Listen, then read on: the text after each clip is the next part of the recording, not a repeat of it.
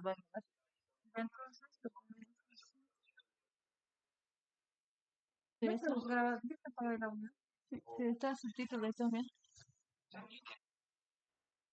¿Está grabando? Pero uno nomás que está activado.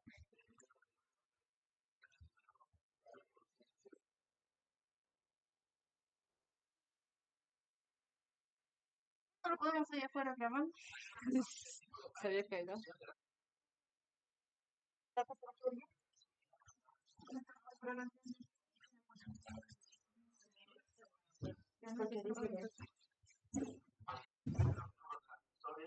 Nos vas a denegar esa paciente.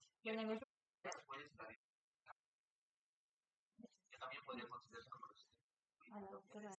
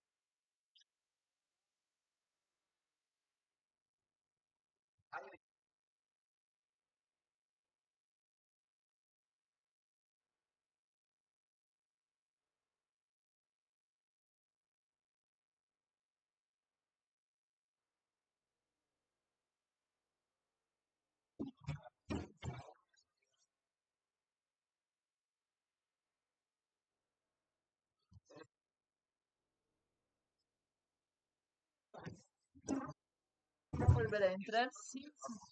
Sí, sí, sí. Guardo por.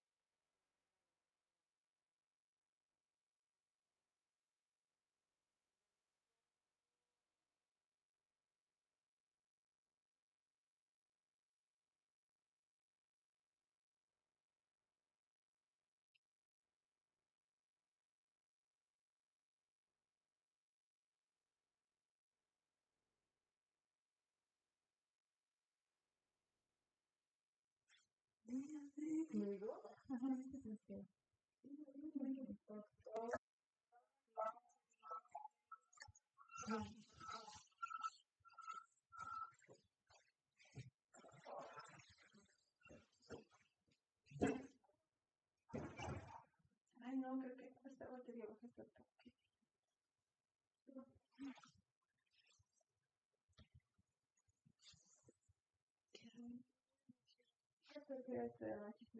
Sí.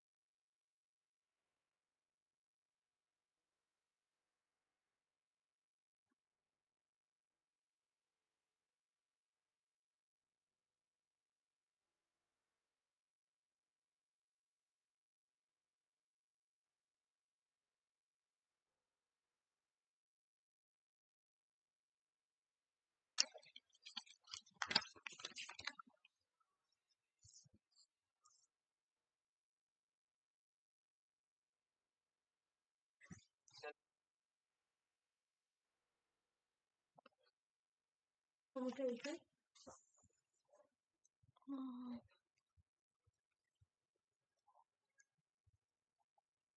¿Qué dijo?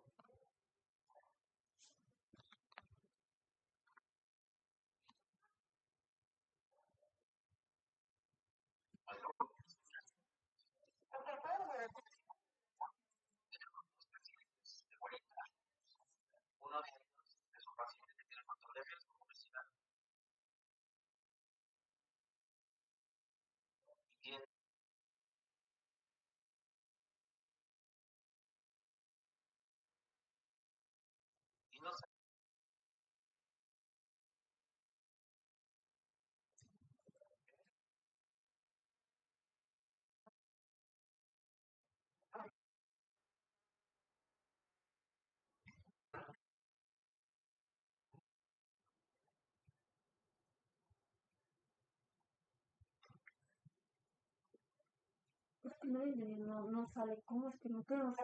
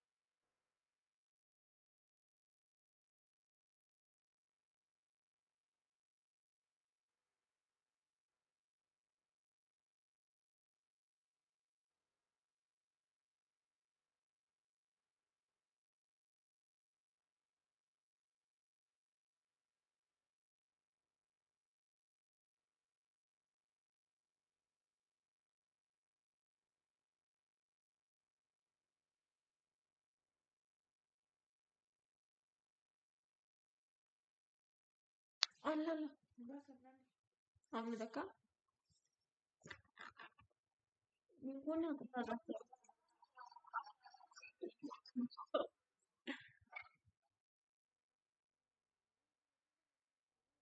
No digas sí, ahora sí tú, todos hablen. No, es que se escucha con eco. Entonces tenemos ese caso, sin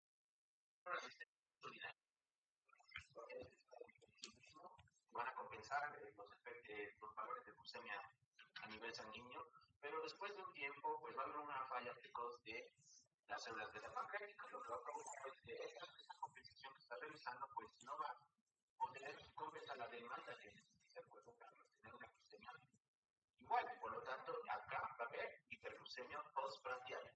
Ese es otra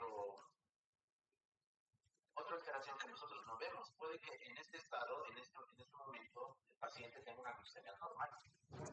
La alteración a los carbohidratos va a provocar que haya hiperglucemia postprandial. Por lo tanto, no va a haber glucemia normal. Tenemos que ver algo normal. ¿Cuál es el valor normal de la glucemia postprandial? Pues hasta 180, hasta 130 tendría que ser en un paciente que no tiene diabetes. Pero si ustedes en alguna oportunidad hacen un experimento donde se hacen una glucemia de ayunas y luego se toman algo que esperan a las 1 hora o 2 horas,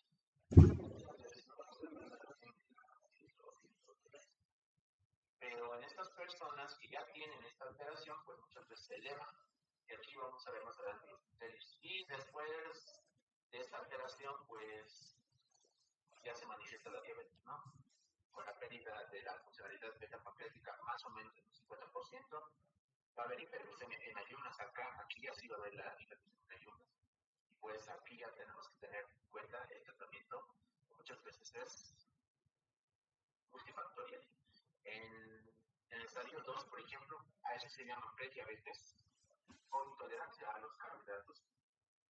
Acá nosotros podemos corregir esto. Podemos corregir muchas veces, acá podemos revertir esta afectación sin llegar a la diabetes ya manifiesta. Entonces, esto es algo que tienen que entender para la solicitud de exámenes complementarios y el tipo de trámite que vamos a seguir realizando, ¿no? La clasificación, pues hoy en día, con las nuevas guías, está cambiando la clasificación. Hay estudios que dicen que ya tenemos un tipo 5 de diabetes, pues lo que tenemos que considerar es las guías que nos indican, pues se clasifican tipo 1, tipo 2. Los otros tipos específicos de diabetes involucran diabetes pancreático, por ejemplo, y dentro de la clasificación, la diabetes LADA, por ejemplo, uso de medicamentos o farmacológicos, pues la diabetes gestacional también es otro punto, ¿no? Podemos ir explicando cada una de estas, pero vamos a ir viendo que el manejo muchas veces es muy distinto. Hoy en día, por lo menos personalmente, yo veo muchos pacientes con diabetes pancreática, ya que la pancreatitis es una de las enfermedades que está empezando a elevarse en relación a los anteriores. ¿Cuáles son los diagnósticos de estándar actuales? Pues tenemos eso, los que nos indican, en los gestantes es diferente, por si acaso, estos son criterios en pacientes no gestantes, donde tenemos que tomar en cuenta estos 4 puntos que tenemos que saber. La glucemia en ayunas mayor o igual a 126, que tiene que haber no debe haber una ingesta calórica por lo menos de 8 horas, pues hay que explicar muy bien al paciente antes de tomar este dato como parte del criterio de diagnóstico. Prueba de tolerancia oral de glucosa con 75 gramos de dextrosa anhidra, que tiene que ser mayor o igual a 1%, y una glucemia aleatoria con síntomas. ¿Cuáles son los síntomas? Pues los síntomas de hiperglucemia, polidipsia, poliuria, polifagia, pérdida de peso, en algunos casos se indica también la polineuropatía y puede dividirse en dos, la polineuropatía periférica o la autonómica, y tenemos la disminución de la agudeza visual. Tenemos que tomar en cuenta. La hemoglobina glicosilada es algo que, si bien está dentro de los criterios de diagnóstico, muchas veces nosotros, por lo menos en nuestro medio, no lo tomamos bien en cuenta, porque este es un método que tiene que estar estandarizado según el Programa Nacional de Glicohemoglobina, que por dentro de nuestro medio no está estandarizado. Las guías de Diabetes Care recomiendan enfáticamente que tiene que estar estandarizado según este programa. Y también tiene que ser necesario de control de complicaciones de la diabetes.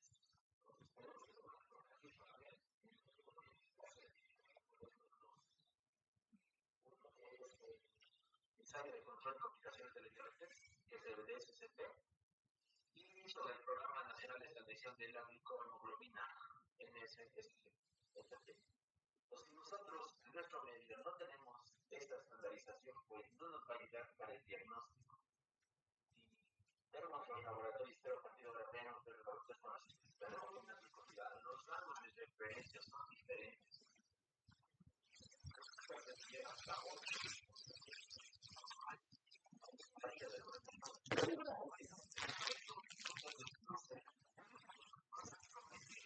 ¿Cuáles de los puntos fuertes claves? Hay unas, por ejemplo, la tolerancia a la lactosa. A la lactosa, tenemos que considerar la tolerancia a la glucosa, nosotros tenemos las guías, nos indican o toman sus puntos por D a las 2 horas, que tiene que ser mayor o igual a 200. Pues, pero hay algo que nosotros no tomamos en cuenta y desde hace varios años, como 3 o 4 años, ya estaban haciendo estudios que toman en cuenta cortes a la hora de la cosa.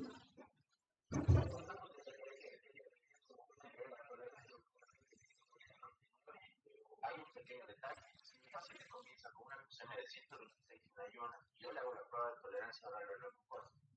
Y a las 2 horas mi paciente, por ejemplo, está en 180, yo pensaría que mi paciente está en diabetes. No se tomaba en cuenta corte a la 1 a la hora, pero hoy en día se sabe que sí, el paciente a la hora tiene un valor de glucemia de 156 o más, que es un factor de riesgo de que este paciente pase a desarrollar diabetes. Y si mi glucemia se encuentra a la hora de más de 200, pues ya se podría indicar que este paciente tiene diabetes. Es algo que no se está tomando en cuenta, o no se toma en cuenta hoy en día. Sí, en los nuevos que también están hablando de esto, que es totalmente varios años también. Tenemos que tomar en cuenta. Si bien los criterios de diagnóstico nos dicen a las 2 horas, pues yo tendría que valorar mi curva de glucemia. Por eso en algunos laboratorios, y personalmente yo les pido que tomen cada media hora durante las 2 horas que se hace esta prueba, para poder hacer una curva de glucemia cada media hora.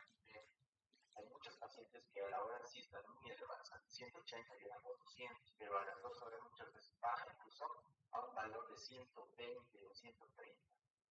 Si no tomo en cuenta eso, pues difícilmente voy a poder detectar ese tipo de interacción, ¿no? Y eso se llama también fenotipo. Hay varios fenotipos sí, de estas características, algunos que son más. La alteración se ve más en ayunas y otros se ven más después del efecto de carbohidratos. Pues los criterios ya hemos demostrado, tenemos que tomar en cuenta todo eso. Las complicaciones, pues tenemos que tomar en cuenta complicaciones agudas crónicas, las agudas como ustedes ya conocen, hipoglucemia, cetoacidosis diabética, estado transmoral, hay un estado de transmoral hiperglucémico. Bueno, porque tenemos y las complicaciones de la diabetes, pues en el tiempo tenemos que tomar en cuenta estas características, ¿no? Nefropatía diabética, nefropatía mayor, riesgo cardiovascular, de ictus o infartos, nefropatía diabética, periféricas o crónicas, complicaciones hay varios estudios que nos van a avalar todo esto en cuanto a el abordaje que nosotros tenemos que realizar a nuestro paciente, pero bueno, no vamos a hablar mucho de eso.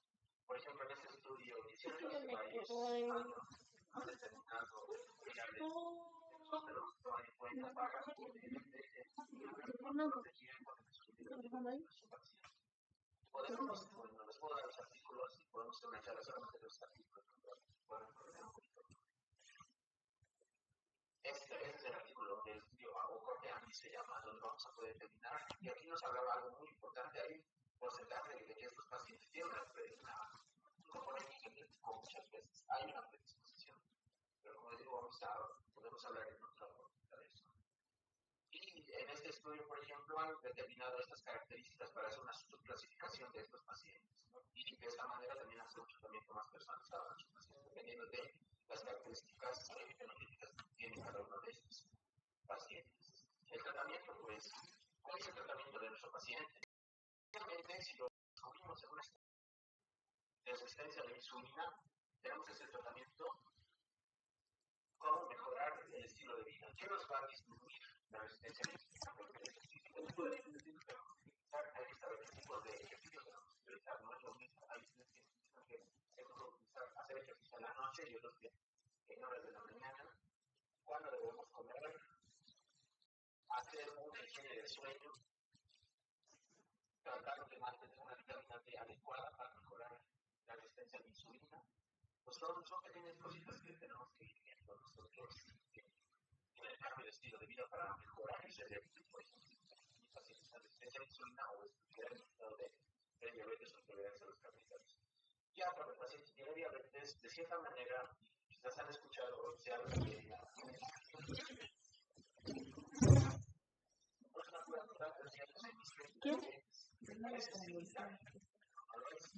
son pacientes que se tienen un buen control metabólico.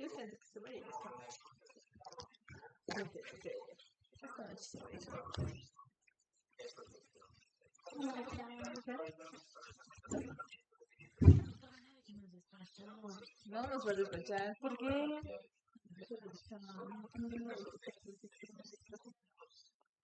Entonces, ¿qué características? No, pues vayan a hacer los de guardia, ¿verdad? ¿Acaso no dice? ¿Acaso No hay esa palabra, dice. Dijo solamente que de guardia van a tener cuidado, creo que algo sí.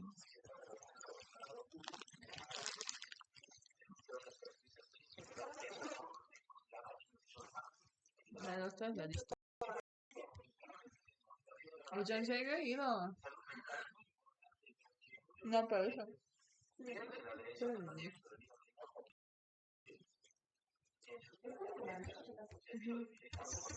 Venía eso colgado.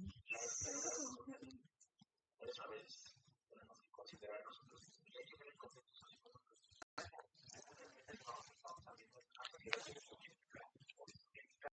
¿Por qué?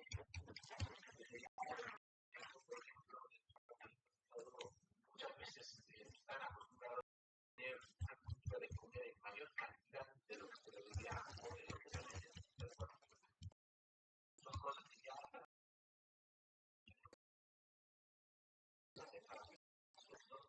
¿Cómo es?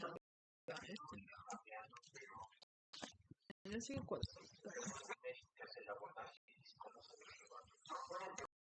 No sé cómo es el. Hola.